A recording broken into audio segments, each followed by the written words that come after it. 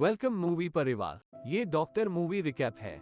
तैयार हो जाइए क्योंकि आज हम मेक 2 इंचेस की रोमांचक समीक्षा में डूबने जा रहे हैं। यह मूवी हमें एक प्राचीन प्रागैतिहासिक शार्क के साथ एक दिल को छू जाने वाले सफर पर ले जाती है जो आधुनिक दुनिया में धूम मचा रहा है। अब आराम से बैठिए और इस मूवी रिकैप का आनंद लें। 65 मिलियन साल पहले सभी प्रकार के प्राणियां पृथ्वी पर घूम रहे थे। स्नैपर्स अपने आप में काफी क्रूर होते हैं, लेकिन जब एक टी-रेक्स हमला करने आता है तो वे त्वरित रूप से भाग जाते हैं। जैसे ही स्नैपर्स समुद्र की ओर दौड़ते हैं, टी-रेक्स एक को अपने मुंह में पकड़ लेता है, लेकिन अचानक एक विशाल मेगालोडन नामक शार्क टी-रेक्स के पीछे से उभरकर उसे खा जाता है। वर्तमान में जोनास एक नई मिशन शुरू कर रहा है। उसने कुछ उपकरण उपयोग करके एक छोटा विस्फोटक बनाया और एक दीवार में एक छेद खोला, जिससे पता चलता है कि वह फिलीपीन समुद्र के बीच एक बड़े जहाज के एक बर्तन में है। फिर वह कार्यालय में जाता है और लिखित रिकॉर्ड की तस्वीरें लेने का प्रयास करता है, लेकिन वहां एक तोता होता है जो मदद के लिए चिल्लाने लगता है। कुछ लोग आवाज की जांच करने के लिए आते हैं और जोनास तुरंत एक को मुक्का मारता है और दूसरों को चढ़ती सीढ़ियों से धकेलता है। उसके दौड़ने से पहले जिनका कोई भी रोकने का प्रयास करता है उन्हें मारता है। एक और आदमी उसे पकड़ने की कोशिश करता है और जोनास उसे मार देता है, लेकिन फिर वह दौड़ना जारी रखता है और किनारे पर पहुंचते ही ज्यादातर लोग उसे फिर से घेर लेते हैं, इसलिए जोनास सीधे समुद्र में कूद जाता है। उसी समय उसके सहकर्मी मैक और रिगास विमान में प्रकट होते हैं ताकि वे सतर्कता से पानी पर स्लाइड कर सके ताकि जोनास हेड से बाहर निकल सके। इसी बीच चीन के हैनान में समुद्री संस्थान में जियोमिंग और हिलेरी अपने नवीनतम आविष्कार का परीक्षण कर रहे हैं, जो उन्हें अद्भुत मानव शक्ति और प्रतिरोध प्रदान करने वाली एक विशेष सूट है। जियोमिंग को 2 विशाल ब्लॉकों को नष्ट करने में सफलता मिलती है, जिससे स्पष्ट होता है कि सूट उनकी गहरे समुद्री खाई तक की प्रवेश यात्रा के लिए तैयार है। उसी समय जियोमिंग की भतीजी मेइयिंग पहुंचती है और उन्हें याद दिलाती है कि वे आज रात की पार्टी के लिए तैयार होने के लिए होना चाहिए। शाम के बाद संस्थान द्वारा एक बड़ी पार्टी आयोजित की जाती है।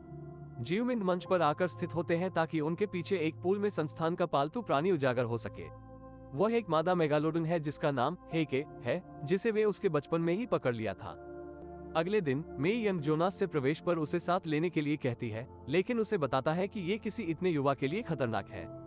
बातचीत को रेगिस द्वारा विरामित की जाती है, जो उन्हें बताते हैं कि जियोमिंग ने हैक के तालाब में प्रवेश किया है। ट्रेई कंट्रोल रूम के खिड़की की ओर दौड़ती है और उससे कोशिश करती है कि वह जियोमिंग को बताए कि यह एक बुरी विचार है, लेकिन जियोमिंग शपथ खाता है कि उसने इस प्रयोग को अपने नियंत्रण में रख लिया है। फिर उसने जलीय पल्स निकाला, जिससे हैक की ध्यान आकर्षित हुआ और धीरे धीरे जियोमिंग के पास आने लगी। उसे आखिरी क्षण में दूर दौड़कर उसके चारों ओर तैरने लगी। तब हैक तेजी से तैरने लगी और जियोमिंग के पीछे चली जाती है, जो अचानक पानी से गायब हो जाता है। सबको लगता है कि उसे खा गया है, लेकिन जियोमिंग कक्ष में प्रकट होता है, जिससे पता चलता है कि उसको आखिरी क्षण में पानी से बाहर निकाल लिया गया था और वह उस अनुभव के ऊपर उत्साहित हो रहा है। कुछ समय बाद समूह मारीन रिसर्च सेंटर माना -1 की ओर उड़ता है, जिसे वे अब अपना आधार बनाते हैं। रात के दौरान हैक को क्षेत्र में तैरते हुए दिखाया जाता है, जब वह बाहर निकलने का तरीका ढूंढ रही है। वह गति बढ़ाती है और बाड़ों के साथ अपने सिर को मारती है जब तक वह राह नहीं खोल लेती और उसे बाहर निकलने में सफलता मिलती है। अगले दिन टीम उपकरण को तैयार करती है और निर्णय लेती है कि वे 2 उपनिवाहनों में विभाजित होंगे। जोनास, राइगस और साल एक को लेंगे, जबकि जियोमिंग लेंस और कर्टिस के साथ दूसरे में जाएगा। मैक, जेस और डीजे नियंत्रण कक्ष में रहकर रडार पर नजर रखेंगे। जबकि उपनिवाहन अत्यंत अंधेरे पानी में यात्रा करने लगते हैं, तो वे अचानक सुरक्षा कैमरों पर कुछ गतिविधि का नोटिस करते हैं। यह मेइयिंग है, जिसने जब कोई नहीं देख रहा था तब उपनिवाहन में छुपकर प्रवेश किया था। जब वे मिशन रद्द कर सकते हैं, तो रडार अचानक पास में एक मेगालोडन को खोजता है जो तैर रहा है। उपनिवाहन टालने वाले प्रणालियों में प्रारंभिक चालना शुरू करते हैं और उसी समय कंप्यूटर हेके के ट्रैकर से कनेक्ट होता है, जो इसे पुष्टि करता है कि यह वही है। हालांकि ऐसा लगता है कि उसके पास कुछ दुश्मनी भावनाएं हैं, इसलिए उपनिवाहनों के पास थर्मोक्लाइन में प्रवेश करने के सिवाय कोई और विकल्प नहीं है। जब उपनिवाहन पानी में संतुलित ढंग से ग्लाइड करते हैं, तो डाइवर्स को अचानक एक और मेगालोडन दिखाई देता है जो हेके से बहुत बड़ा है। जियोमिंग अनुसंधान के लिए मेक का पालन करने के लिए उनके पथ बदलने की घोषणा करते हैं, उनकी सभी की आपत्तियों और याद दिलानों की अनदेखी करते हुए। उपनिवाहन अज्ञात में और गहन पौधों से भरे हुए एक सुंदर क्षेत्र को खोजते हुए आगे बढ़ते हैं। उसी समय वे ऊपर देखते हैं और तीसरे मेगालोडन को पाते हैं। उन्हें वे भी हेके और मेक को और करीब देखते हैं। डाइवर्स का आभास होता है कि प्राणियां नस्लांतरण कर रही है, जो पिछले हफ्ते हेके के व्यवहार की व्याख्या करता है। वह शीतोष्ण बीमारी में रही है। उस समय स्कैनर एक तबाह उपनिधान स्थल की उपनिवास स्थल और उन्हें ऊपर एक उपनिवाहन मिलता है। उस उपनिवाहन में मोंटेस है, एक अवैध खनन ऑपरेशन के नेता। उसके कामकाजी उत्कृष्ट तकनीक से अध्ययन करने की प्रक्रिया में है, कुछ विस्फोटक स्थापित करने में, कुछ भारी खनिज प्राप्त करने के लिए। लेकिन जब मोंटेस 2 उपनिवाहनों को करीब आने का पता लगाता है तो वह अपने आप को बचाने का निर्णय लेता है। उसके द्वारा उधर जाते हुए जब वह विस्फोटकों को फूंकता है तो उसके कर्मचारियों की मौत हो जाती है। मोंटेस बच जाता है, लेकिन टीम उपनिवाहन धमाके से हिल जाते हैं।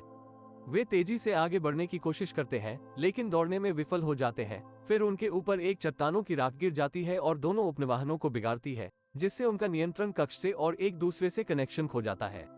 नियंत्रण कक्ष में मैक जेस से कहता है कि उन्हें उद्धारण जहाज की तैयारी करने के लिए तैयार होना चाहिए। हालांकि वह खोजते समय पता लगाती है कि जहाज में सबोटेज किया गया है, जिसका मतलब है कि दल में एक गद्दार है। उसी समय साल को संपर्क की स्थिति सुधारने में कामयाब होते हुए जोनास को मिलता है, जो मैक से बात करते हैं, जिन्होंने समझाया कि वे किसी को उन्हें बचाने के लिए नहीं भेज सकते। जोनास निर्णय लेते हैं कि वे विशेष सूट पहनकर बेस की ओर चलेंगे, जिसे उन्होंने पहले देखा है, लेकिन उन्हें तेजी से चलनी होगी क्योंकि सूट में केवल 2 घंटे के लिए ऑक्सीजन होती है।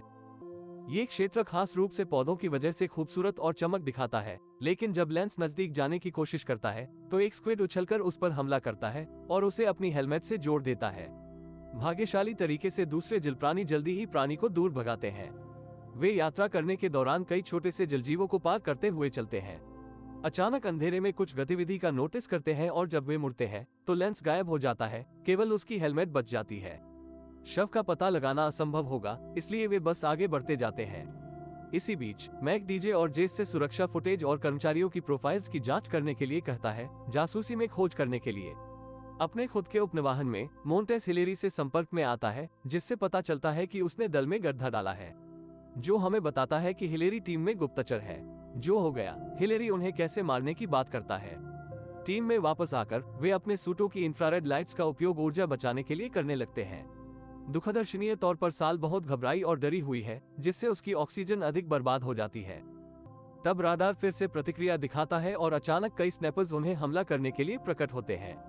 जब टीम उनसे लड़ने की कोशिश करती है तो कर्टिस की हेलमेट क्षतिग्रस्त हो जाती है और जियोमिंग देखते हैं कि मेई यन खतरे में है। वह एक फ्लेयर प्रक्षिप्त करता है, जिससे स्नैपर्स दूर हो जाते हैं। दुखदर्शनीयता से 2 मेगालोडॉन तुरंत आसपास प्रकट होते हैं। जियोमिंग सबको बताते हैं कि वह कुछ समय खरीदने के लिए करेगा ताकि वे बच सकें। लेकिन जोनास अपने दोस्त की मौत देखने के लिए तैयार नहीं है और फ्लेयर को दूर फेंकने के लिए उसे लेते हैं।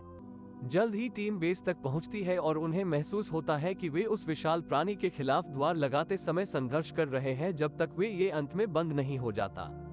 दुखदर्शनीयता से कर्टिस की हेलमेट में दरार हो जाती है, जिससे उसके सूट को संपीड़ित करने लगता है और वह भी मर जाती है।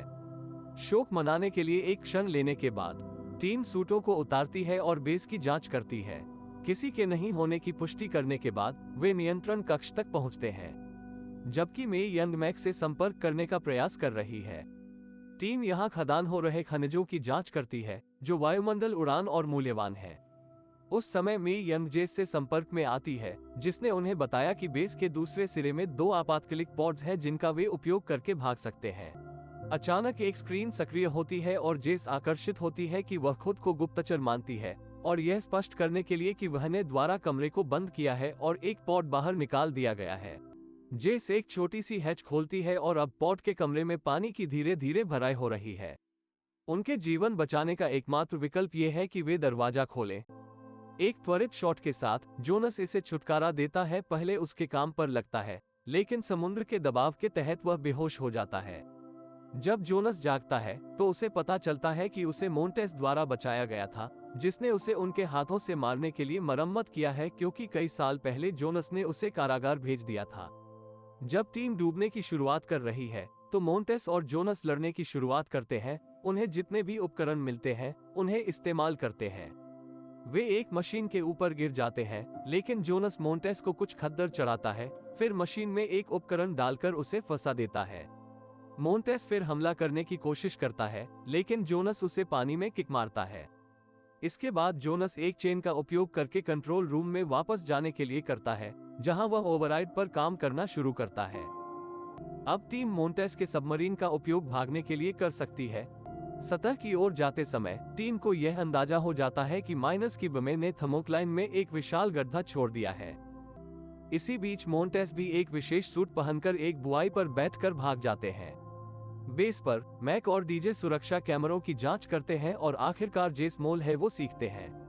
उसी पल एक समूह के कई स्थानीय आधिकारिक आवाजाही करते हैं और जेस को बताते हैं कि उन्हें किसी भी व्यक्ति को मार डालने के लिए कहें। मैक और डीजे द्वारा दरवाजे के बाहर की आवाज सुनते ही उन्हें एक योजना के साथ बाहर निकलने का मौका मिलता है। मैक ने आदमियों की आंखों में मिर्ची स्प्रे डाली और डीजे ने जेस को टेजर से मार दिया। तब टीम सतह तक पहुंचती है और समस्या हो रही है। मैक और डीजे को कॉरिडोर में और आधिकारिकों के बड़े समूह से गुजरने पर आता है, इसलिए वे उन्हें पीटते हैं और उन्हें पानी में कूदने के पहले वे जल्दी से आधार में वापस तैरते हैं और डीजे कुछ असफल गोलियां चलाते हैं, लेकिन जैसे ही वे एक दरवाजे को पार करते हैं वे घिरे हुए होते हैं और हैंडकफ से बांध लिए जाते हैं। दलाल अपने कैदियों को एक और गलियारे में ले जाते हैं, लेकिन अचानक जियोमिंग उनके रास्ते में आ जाते हैं, चीनी में बोलकर एक बाधा के रूप में। ये चाल काम करती है और जोनस को सरप्राइज से पकड़ने का मौका मिलता है, जिससे वह उन्हें तेजी से मारता है। उस समय 3 मेगालोडन नजदीक आते हैं और जेस हिलरी को बुलाती है ताकि वे आगे कैसे बढ़ सकते हैं उसका चर्चा करें। वे सोचते हैं कि वे नियंत्रण कक्ष में शेर बच गए हैं, हालांकि मेगालोडन अचानक शीशे को तोड़कर जेस को खा जाता है। मोंटेस समय से पहले दौड़ निकलता है जब पानी उसके पास पहुंचने से पहले और पीछे की ओर दरवाजा बंद कर देता है ताकि वह उसे रोक सके। टीम के लोग वापसी नौका ढूंढते हैं और वापस जाने की शुरुआत करते हैं।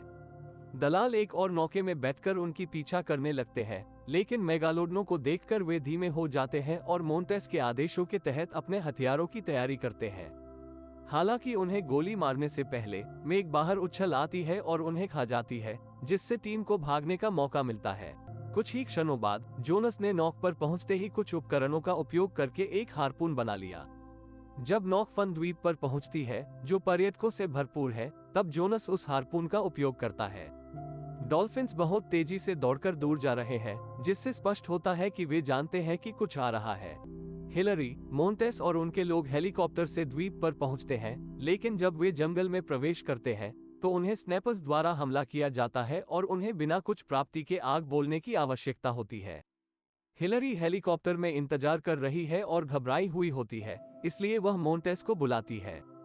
ये स्नैपर्स के लिए उसकी स्थानीयता को प्रकट कर देता है। इस बीच समुद्र किनारे पर टीम लोगों को आगाह करती है कि आगामी शख्स के बारे में और सभी लोग आतंक में भागने लगते हैं। उस समय मेगालोडन तट तक पहुंचते हैं और जो लोग अब भी पानी में होते हैं उन्हें खा जाते हैं।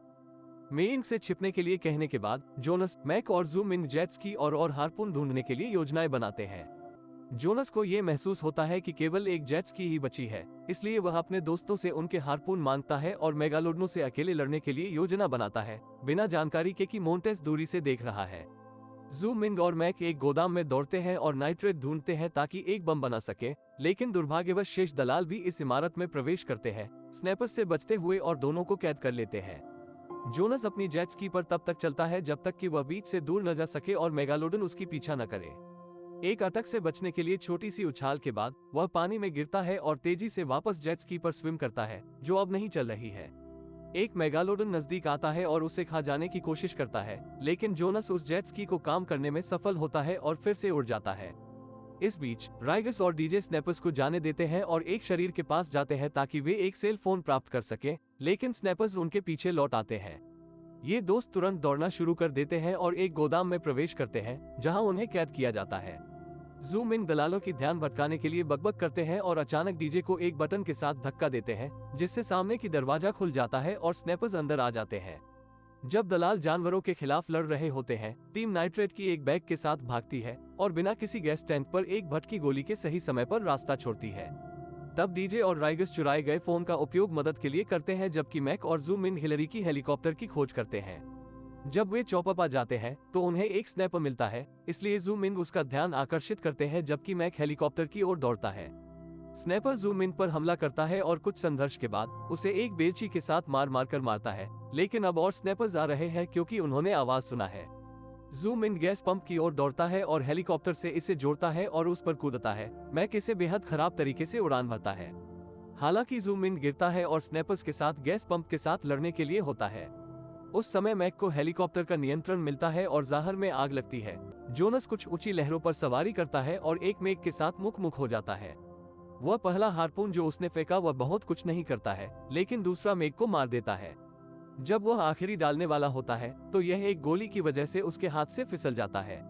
यह मोंटेस है जो एक नाव से उसे गोली मार रहा है। अब जोनस को उसकी और मेग की तरह साथ में उड़ने के लिए अतिरिक्त तेजी से ड्राइव करनी होगी। समुद्र किनारे रहस्यमय टेंटेकल्स एक बड़े क्रेकन का पर्दाफाश करते हैं जो लोगों को उठाने लगता है, और मेयर इंक तय करती है कि वह मदद करना चाहिए। वह लोगों को बचाने के लिए पानी में प्रवेश करती है और इसे जूम इन देखते हैं जो हेलीकॉप्टर में बम बना रहे हैं। वह उपकरणों को एक किनारे पर रखता है और मेरिको मेयर इंक तक पहुंचने की कोशिश करता है, लेकिन उस समय